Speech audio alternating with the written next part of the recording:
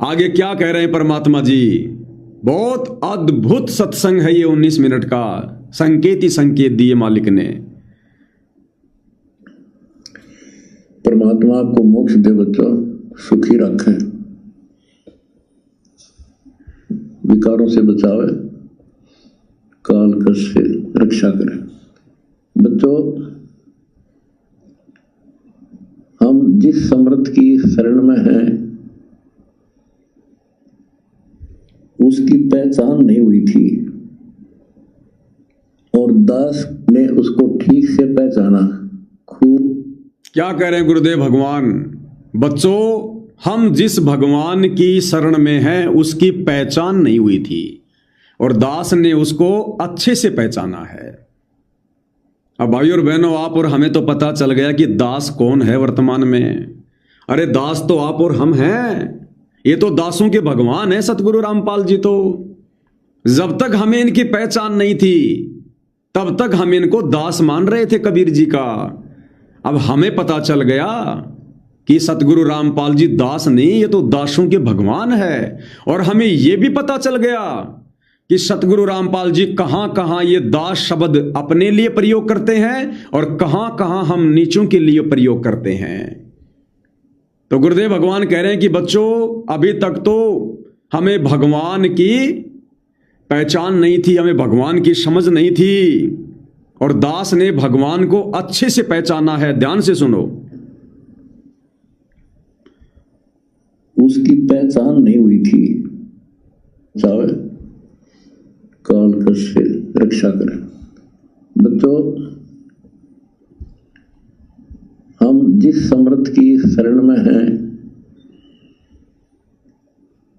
उसकी पहचान नहीं हुई थी और दास ने उसको ठीक से पहचाना, खूब परखा। तब उनकी ऐड शुरू करी थी। जब इनके क्या करें गुरुदेव। बच्चों, हम जिस समर्थ की शरण में है उसकी पहचान नहीं हुई थी। अरे आज हम किसकी शरण में हैं? हम तो सतगुरु रामपाल जी की शरण में हैं। और गुरुदेव कह रहे बच्चों, हम जिस समर्थ की शरण में हैं उसकी पहचान नहीं हुई थी। यानी आज से पहले सतगुरु रामपाल जी को साथ संगति से जुड़े भाई बहनों के अलावा कोई जान नहीं रहा था, कोई पहचान नहीं रहा था। सर्वप्रथम उस समर्थ को उन्हीं के आशीर्वाद से साथ संगति से जुड़े भाई बहनों ने पहचाना है कि बच्चों, हम जिस समर्थ की शरण में है उसकी पहचान नहीं हुई थी और दास ने उस समर्थ को अच्छे से पहचाना है। उसके बाद उसकी ऐड शुरू हुई।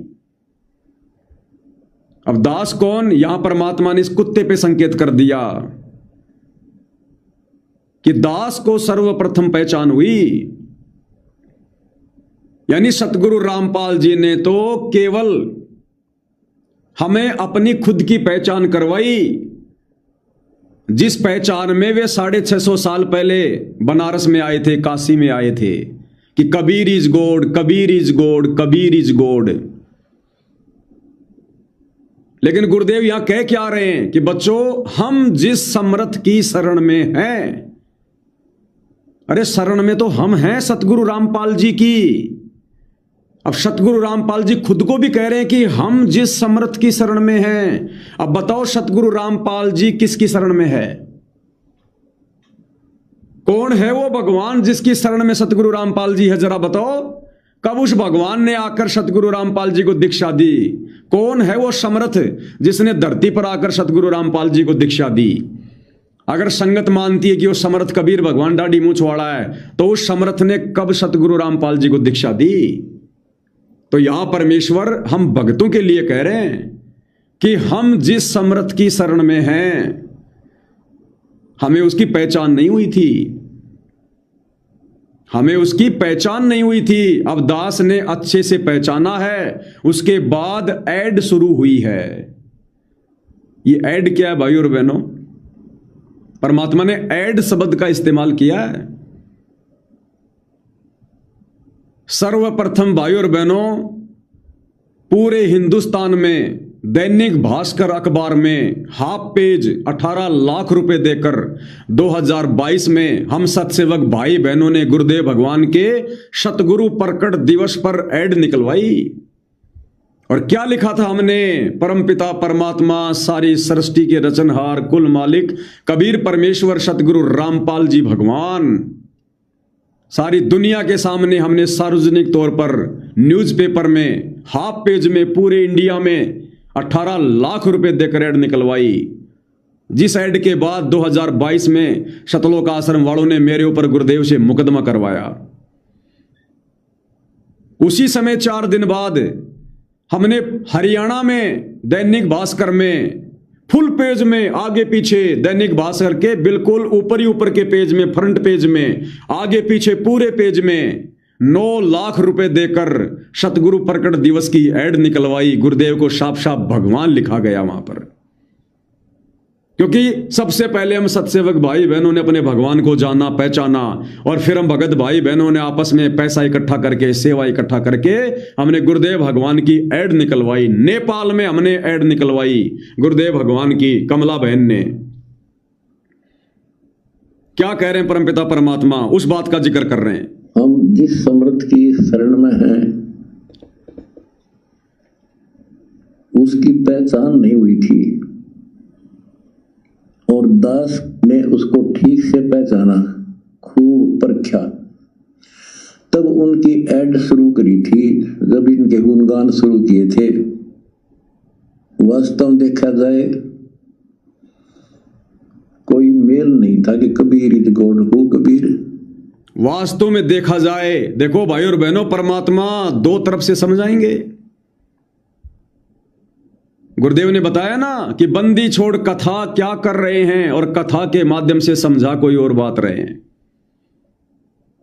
इसमें जो सार है, जो संकेत है, वो हम सतसेवक भाई बहन समझ जाएंगे, और सीधे सीधे सतलोक आश्रम वाले सत्संग सुनेंगे कि गुरुजी तो यहां पर कबीर जी के लिए कह रहे हैं। गुरुजी कह रहे हैं कि मैंने, यानी दास रामपाल दास ने कबीर भगवान को पहचाना, समर्थ को पहचाना। वो उसी हिसाब से सत्संगों को समझेंगे, अपने गुरुजी को दास मानकर, अपने गुरुजी को कबीर जी का भेजा हुआ दास मानकर। और हम इधर जो गुरुदेव भगवान ने हमें मूल ज्ञान दे दिया, तत्व भेद समझा दिया, अब हम उसका सार निकालेंगे, उसका निष्कर्ष निकालेंगे। परमात्मा ने एड शब्द यूज किया है। हमने टोटल 35 लाख रुपए लगाए थे एड पर 2022 में, टोटल 35 लाख गुरुदेव भगवान के सतगुरु प्रकट दिवस पर अखबारों में। तो परमात्मा उस भक्तों के दान को व्यर्थ कैसे जाने देगा, गलत कैसे बताएगा परमात्मा उसको? पीले पर्चे के माध्यम से तो उस समय मैनेजमेंट वालों ने कह दिया कि गुरुजी का आदेश आया है, पवन ने 30 लाख रुपए बर्बाद कर दिए। आज गुरुदेव भगवान समर्थन कर रहे हैं कि दास ने पहले अपने भगवान को अच्छे से समझा, जिस समर्थ की हम शरण में हैं, उसके बाद उसकी एड निकलवाई, उसकी एड किया, उसका गुणगान किया, अखबार में विज्ञापन देकर। एड का मतलब विज्ञापन।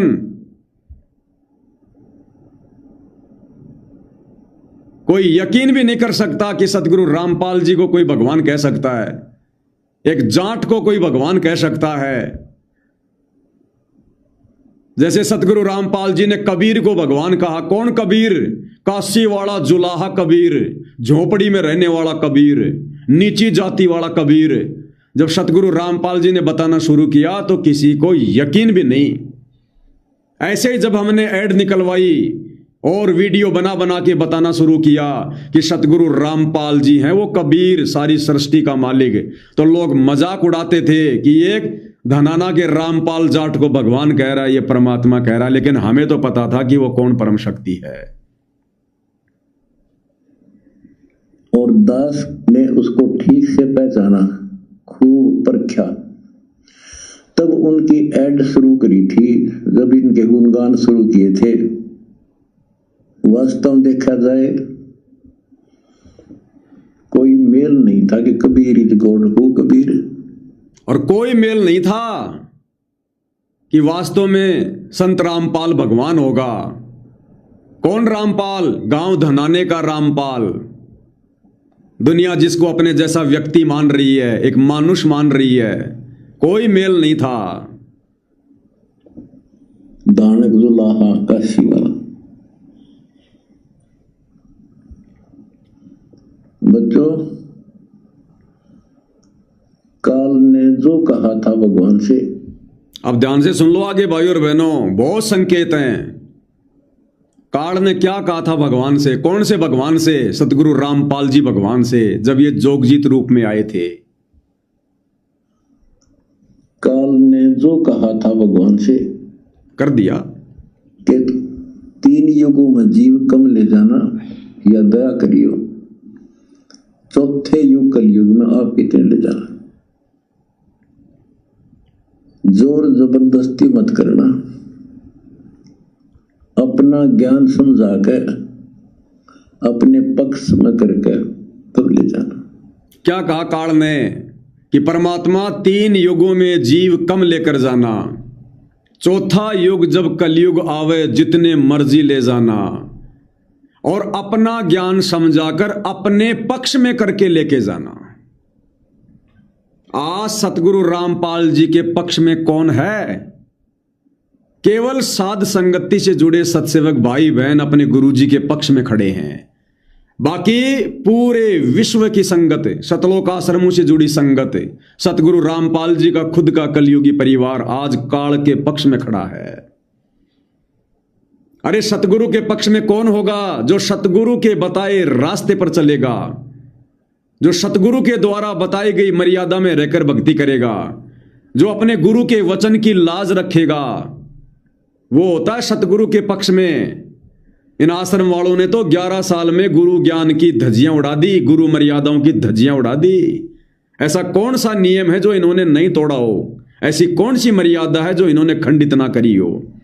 ऐसा कौन सा वो कर्म है जिस कर्म को दिखा दिखा के, रोडों पर खड़े होके, कर करके इन्होंने अपने गुरु जी को नाराज ना किया हो? चाहे बात हो भिवानी के खरक गांव की, किस प्रकार से इन्होंने गांव वालों को मारा पीटा, पत्थरों से, डंडों से, काल वाला कार्य किया, काल के पक्ष में खड़े होके।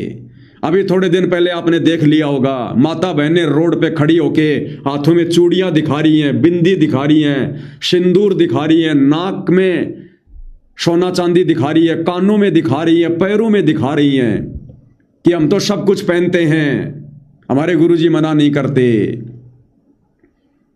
गुंडों की सीबीआई जांच में बैठ के कौन सा सतगुरु रामपाल जी के पक्ष में कार्य किया? धनाना में बैडमिंटन का स्टेडियम बनाकर, गांव के लोई रोहतक में बास्केटबॉल का कोर्ट बनाकर कौन सा गुरुजी के पक्ष में काम किया? हरियाणा के जाट आरक्षण में लाखों भक्तों की मर्यादा तोड़वाकर 5 करोड़ रुपया दान देकर कौन सा गुरुजी के पक्ष में काम किया?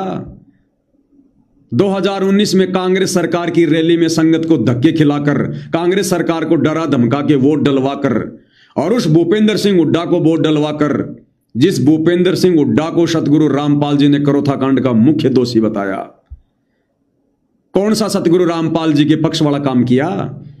फिर 2024 में दल बदल कर और बीजेपी सरकार के पक्ष में आकर और भक्तों को डरा के धमका के पीले पर्चे निकाल कर कि गुरुजी का आदेश है, अगर बीजेपी को वोट नहीं दिया, बीजेपी का सपोर्ट नहीं किया तो उन सब भक्तों की मर्यादा खंडित हो जाएगी, उनको आश्रम में नहीं घुसने दिया जाएगा। कौन सा सतगुरु रामपाल जी के पक्ष में काम किया? अयोध्या में जाके 1 महीने का भंडारा लगाकर, आन उपासना में सहयोग देकर कौन सा गुरुजी के पक्ष में काम किया? परशुराम की जयंती में जाकर धार्मिक प्रोग्राम में शामिल होकर अपने गुरुदेव भगवान को नाराज करके कौन सा उनके पक्ष में काम किया? धनाना में मनाए जा रहे कबीर प्रकट दिवस को छोड़कर हरियाणा के मुख्यमंत्री की रैली को सफल करने के लिए और सिरसा अनाज मंडी में स्वदेश कबीर की कबीर जयंती में जाकर इन्होंने कौन सा अपने गुरुजी के पक्ष में काम किया? मदीना गांव में लाइब्रेरी बनवाकर कौन सा गुरुजी के पक्ष में काम किया? सोनीपत गोहाना जाटों की धर्मशाला बनवाकर कौन सा गुरुजी के पक्ष में काम किया?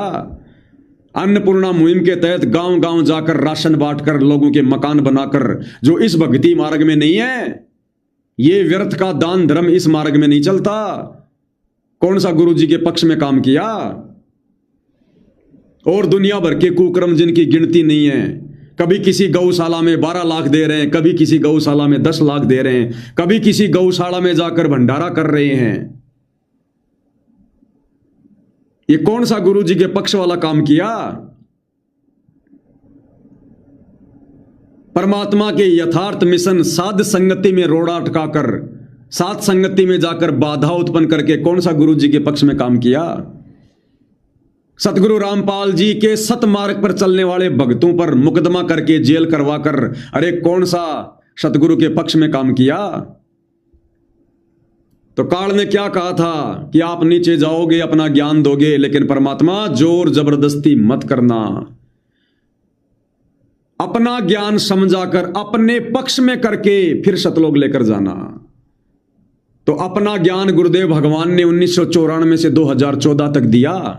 उसके बाद हिसार जेल में जाकर बैठ गए कि कौन मेरे पक्ष में है और कौन मेरे विपक्ष में है, कौन मेरे पक्ष में है और कौन काल के पक्ष में है। अब मैं छटनी करूंगा अपने भक्तों की जेल में बैठकर। और 11 साल से परमात्मा ने नींबू की तरह निचोड़ दिया।